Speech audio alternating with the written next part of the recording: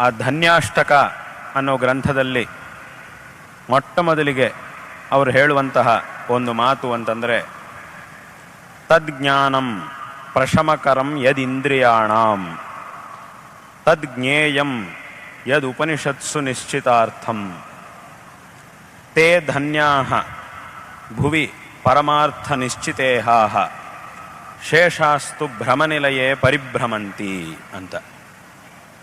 ಇದರ ಅರ್ಥ ಏನು ಅಂತ ಕೇಳಿದರೆ, ತದ್ಜ್ಞಾನಂ ಪ್ರಶಮಕರಂ ಯದಿಂದ್ರಿಯಾಣಾಂ ಅಂತ. ನಮಗೆ ಜ್ಞಾನ ಅನ್ನೋದು ಅತ್ಯಂತ ಅವಶ್ಯಕ. ಆದರೆ ಹಾಗಂಥೇಳಿ ಯಾವುದೋ